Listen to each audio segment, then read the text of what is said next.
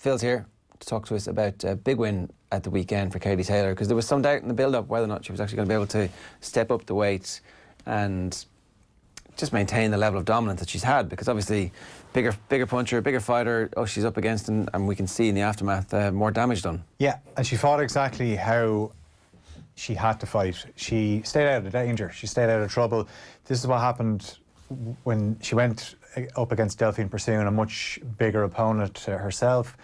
Katie Taylor doesn't have the power to put these the likes of Pursoon or Linardatou away, so her best tactic is just avoid getting into a slugfest. So she did that perfectly on Saturday, whereas against Pursoon she got dragged into a war, and she's got dragged into wars before against the likes of McCaskill as well, and you just think to yourself, she's so much more skilled than her opponents. If she just boxes on the outside, moves, frustrates her opponents, she'll win comfortably, and that's what she did, despite what Linardatou had to say in her press conference after, where she... What did she say? She said that basically Katie Taylor was a fake, and it was all...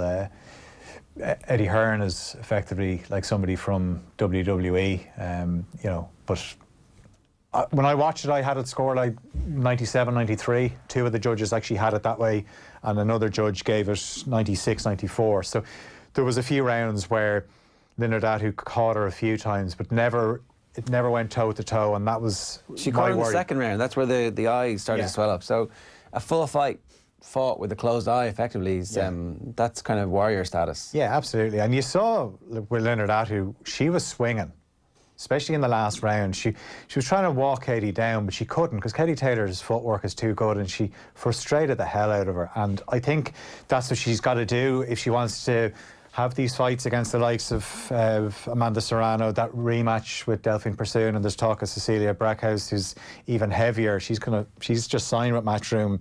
She's fighting in a couple of weeks. So the talk is that Katie Taylor's going to fight next March. There's talk of pay-per-view.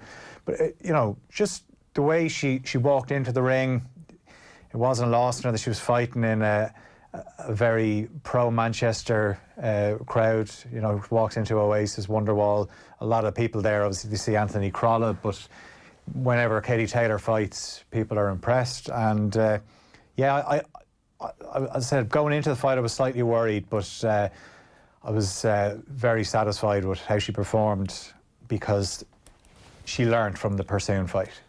Those, you mentioned Linardatou's manager, Brian Cohen. Yeah. His quotes are actually extraordinary. For anybody who hasn't seen them, like you say, he made some equivalents with WWE and Eddie Hearn. He literally said, her promoter is the Vince McMahon of boxing. They fought in a football stadium. What is Katie Taylor, guys? Bing, bing, bing, bounce around the ring. This girl made the fight. Listen, even a blind person can see it. And then he was asked, is that not boxing? And he was like, that is not boxing. Does that mean it is fair? That is stupid. That is a stupid statement. That's boxing? That doesn't make it right. You can't say it is boxing, it is okay. If someone murdered somebody, they murdered somebody, is it okay? Yeah. No, so before this fight ever happened, when it was announced and they brought Linardatou over for the press conference, they were pissed off because they weren't offered the rematch clause if they won. So if Katie Taylor won, there's no rematch. Obviously, if Linardatou won, there was a clause for Katie to get a rematch. So they were annoyed with that. And Eddie Hearn's point was, well, you know, look at your opponent, or look at your fighter. This is to Cohen, Linardatou. Where's she fighting? This is the biggest payday she's going to get. So naturally, things are going to favour Katie Taylor in terms of how the contract is drawn up. But she didn't really get a glove on Katie Taylor, and that is boxing. That's like Floyd Mayweather did this for years, where he fought bigger opponents and they couldn't touch him because he was just too good defensively. It would be absolutely ludicrous for Katie Taylor to stand in the pocket and trade leather with Linardatou, especially after going up a weight. Yeah, his right hand is an absolute hammer. Yeah. And if you watch how she knocked out Candy Wyatt, Katie Taylor looks at that video and just thinks, right, can't get in the way of that right hand or I'm going to be in trouble. So this is super lightweight? This is super lightweight. So she went up 5 pounds, and she weighed in under, and this is probably as heavy as the worry would if she went any heavier, that, you know, as I said, even at 135, her power wasn't that great. This is at 140, is it? So just under 140 she weighed in at. So that's how she's got to fight. Just they're 10 2-minute rounds, because they're 2-minute rounds, it's perfectly sustainable for her to move for the 10 rounds, not get hit, and get in and out.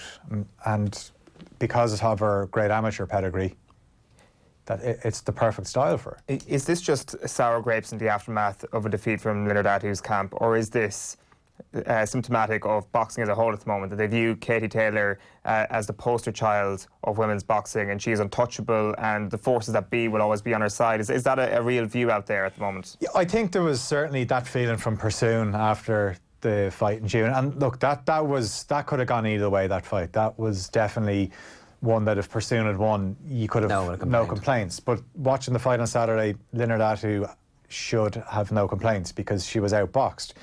I get what you're saying, that people feel that to beat Katie Taylor, they're going to have to knock her out. And there's very much a feeling like that. So I went to bed, then I got up and I watched Canelo and Kovalev. And I'm watching the fight and I'm thinking, Kovalev is ahead here by a couple of rounds going into the 11th. And then Canelo wins, knocks him out. But then when you see the scorecards, Canelo in the first round barely threw a punch, and some judges gave him that round. And you'll see it with a lot of fighters, Lomachenko in particular as well. They don't throw punches in the first round. They use it just to size up their opponent. Yet some judges gave it to him.